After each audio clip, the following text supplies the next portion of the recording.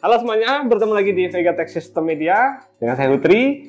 Dan kali ini kita akan sedikit membahas mengenai casing dual chamber. Mungkin teman-teman di pasaran sudah melihat begitu banyak banget casing dual chamber, sampai teman-teman tuh bingung mau pilih casing dual chamber yang ukurannya berapa, fiturnya ini, fiturnya itu. Tapi sebelumnya kita akan membahas mengenai konsep casing dual chamber duluan. Jadi casing dual chamber ini sesuai namanya chamber, atau bahasa mudanya saya bilang aja dua kompartemen ya. Sebelah yang satu itu adalah bagian yang terekspos yang dilihat. Biasanya casing dual chamber itu umumnya memiliki display tempered glass, side panelnya tempered glass, atau bahkan itu bagian depannya juga memakai tempered glass. Tapi ada juga yang tidak memakai tempered glass dan diganti dengan model mesh. Nah, itu untuk konsep dual chamber, di mana sisi yang satu yang terekspos tuh teman-teman dapat menunjukkan hardware apa yang dipasang ya, dipakai mainboard, Vega card, fan, kemudian aksesoris tambahan lain yang mudah banget dilihat, kemudian cooling. Itu untuk sisi satunya. Dan untuk sisi sebelahnya itu adalah sisi yang sering disembunyi ini, untuk penempatan power supply, storage,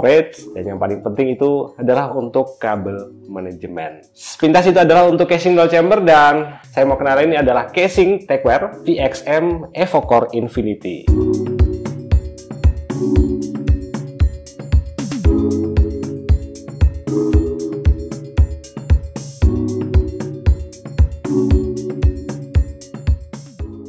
Ini casing konsep dual chamber fish tank. Kalau di websitenya si Tecware sih ini dual view dual tempered glass. Jadi casing ini kalau teman-teman lihat di website resminya si Tecware itu mungkin tidak akan kelihatan casing seri ini, karena yang tertulis cuman yang ada tuh VXM Evo. Perbedaan mendasar dengan si VXM Evo Core Infinity ini adalah bila Evo itu memberikan 3 fan yang ARGB, tapi untuk seri ini dikit di downgrade mungkin untuk mengejar harga yang lebih ekonomis. Ini memberikan atau sudah include dengan 3 fan tapi yang fix RGB. Dan yang menarik adalah casing ini di bagian depan samping itu memakai tipe fan reverse. Oke, demikian itu adalah untuk perkenalan singkat dengan casing Tecware Evo Core Infinity ini, dan ini adalah dimensi dari casing ini.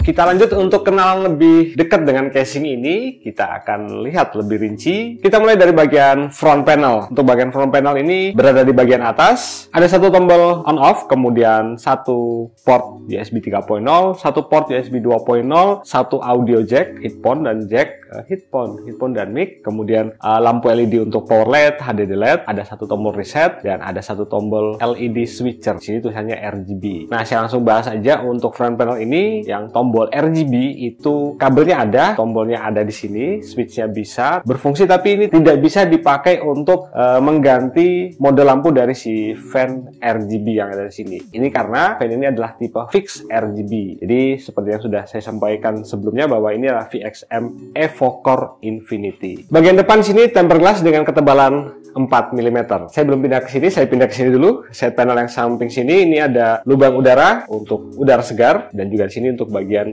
power supply juga untuk udara segar yang ditarik dari luar. Di bagian sini belum ada dust filter. Oke, ini untuk side panel yang satunya juga tempered glass. Di sini dia memakai frame besi. Si tempered glass itu dipasang ke frame dari besi yang ada di side panel ini. Dan mekanisme untuk membuka ini lebih baik, saran saya itu seperti ini. Kita tahan dulu, baru kita dorong.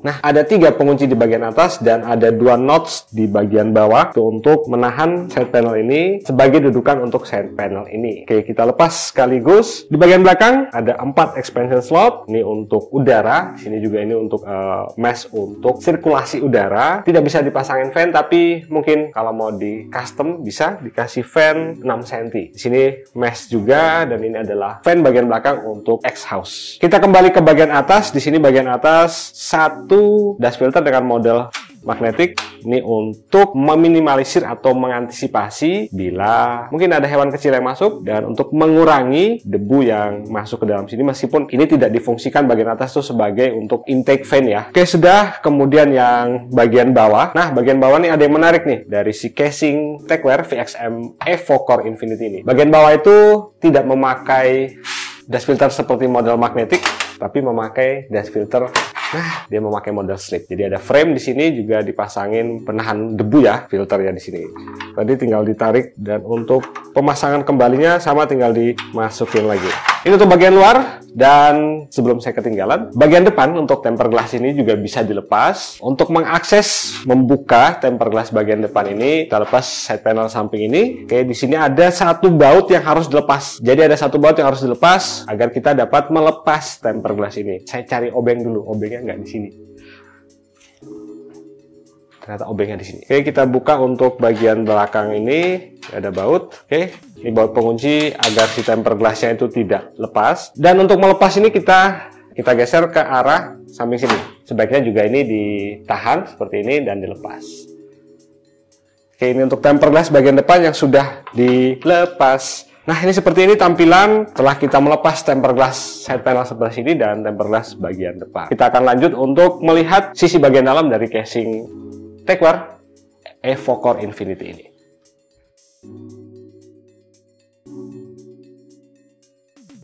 Kita pindah ke bagian dalam, kita akan bahas lebih detail. Nah, casing ini tuh support untuk pemasangan mainboard hanya micro ATX. Namun, micro ATX di sini tuh dimungkinkan untuk memasang mainboard yang micro ATX ya dengan 4 slot RAM. Ini karena ada bracket penahan. Jadi, bracket penahan ini dilengkapi dengan 2 spacer untuk memberikan penahan biar si mainboard kita itu tidak goyang-goyang ya. Jadi, memberikan bentuk. Itu untuk bagian pemasangan mainboard supportnya. Sekarang kita pindah ke bagian atas dan bagian bawah. Casing ini bisa untuk dipasangin tambahan 2 fan di bagian atas berukuran 12 cm dan di bagian bawah juga berukuran 12 cm. Menariknya casing ini juga memberikan 2 lajur. Ada 2 lajur. Jadi ada lajur bagian dalam dan lajur bagian luar. Lajur bagian luar tuh kita bisa menempatkan fan itu lebih dekat ke arah tempered glass atau sebaliknya. Itu sama untuk bagian atas dan juga bagian bawah. Itu untuk pemasangan fan, jadi total di sini bisa dipasang sampai dengan 7 fan. Selanjutnya untuk pemasangan cooling atau CPU cooler ya. Pertama, CPU cooler sini support untuk pemasangan heatsink fan dengan tinggi sampai 157 mili atau 15,7 cm. Jadi untuk heatsink fan yang berukuran seperti itu, ini bakal masuk. Tapi nanti kita juga akan coba kita rakit ya dengan heatsink fan yang ukurannya hampir menyamai 100, sekitar 156 atau tepatnya sih 156,5. Apakah itu bakal nabrak dengan side panel sebelah sini? Selanjutnya untuk water cooling di sini support untuk pemasangan water cooling 240. Nah, nanti kita juga akan melakukan simulasi pemasangan water cooling 240 itu apakah bakal nabrak atau tidak.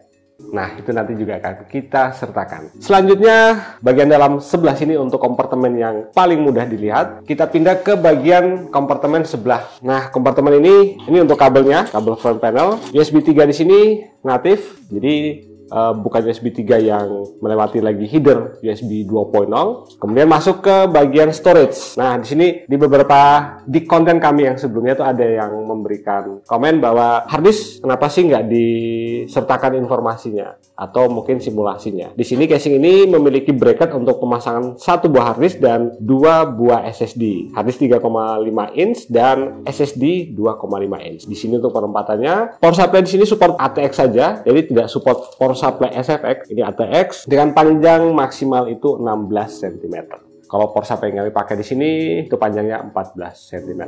Nah, di sini adalah ruang yang bisa dimanfaatkan untuk teman-teman saat selesai ngerakit, kabel manajemennya bisa ditata sedemikian rupa, dan nanti kita akan juga nunjukin setelah kita selesai ngerakit maksimalnya sih seperti apa untuk kabel manajemen yang bisa kita maksimalin di casing ini. Nah, yang ketinggalan. Nah, ini adalah kelengkapan untuk merakit, jadi ada spacer, ada baut, dan di sini ada diberikan kabel ties. Untuk sementara casing ini baru tersedia warna hitam, atau mungkin teman-teman mau komen agar distributornya juga mungkin masukin warna putih. Jangan suka untuk tulis di komen ya. Nah, ini demikianlah untuk detail dari casing Tecware VXM EvoCore Infinity ini. Selanjutnya kita akan masuk di dalam proses ngerakit, dan tentunya seperti biasa kita akan mensimulasikan 2 tipe mainboard, yaitu micro ATX 2 slot RAM dan micro ATX 4 slot RAM. Seperti apa tampilannya? Yuk kita langsung lihat ya.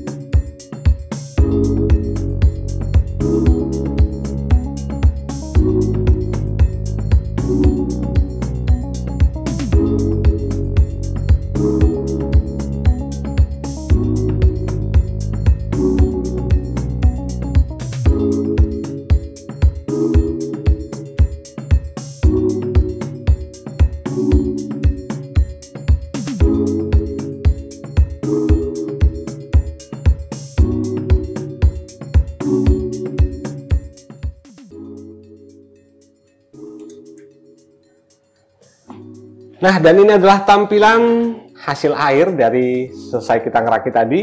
Ada dua simulasi yang kita pakai, yaitu pertama memakai mainboard MicroATX 2 slot RAM, dan yang kedua adalah memakai mainboard dengan 4 slot RAM. Khususnya untuk cooling, CPU cooling dari prosesor sini kita memakai satu buah water cooling 240 dengan ketebalan radiatornya 38 mm plus fan-nya 25 mm, jadi total adalah 63 mm atau 6,3 cm. Untuk heatsink kami memakai heatsink dual tower dengan ketinggian 156 mm.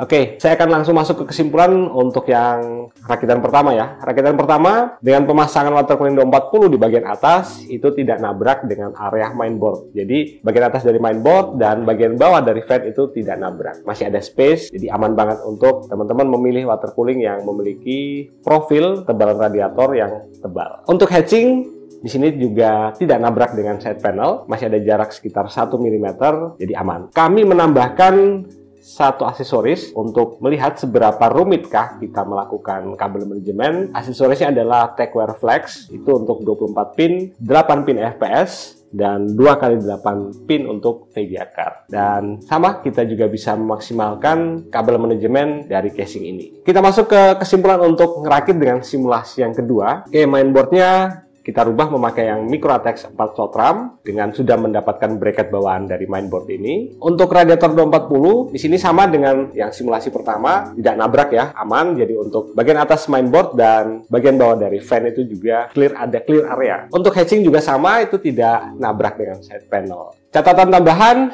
untuk pemasangan mainboard 4 slot RAM di casing ini ya, di simulasi yang kedua adalah mainboard ini akan menutupi sedikit sih, nggak banyak, menutupi airflow dari aliran udara dari fan ya, dari fan reverse blade ini. Namun itu juga dapat menjadi nilai plus karena bagian belakang dari mainboard ini akan mendapatkan udara segar yang masuk ke bagian belakang.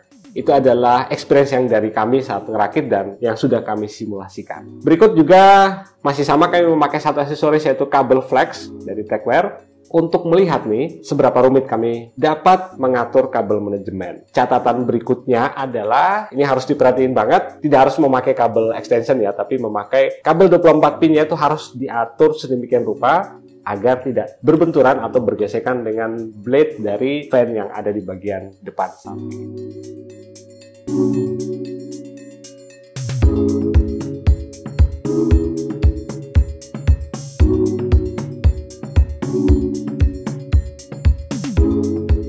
Demikianlah untuk review kami kali ini memakai casing TechWare VXM Evo Dual Core Infinity. Semoga membantu dan jangan lupa like, share konten ini, dan untuk teman-teman yang mau diskusi silahkan tulis di kolom komentar. Saya Hutri, demikian dan sampai ketemu di video selanjutnya. Salam VK Tech System dari Yogyakarta yang istimewa.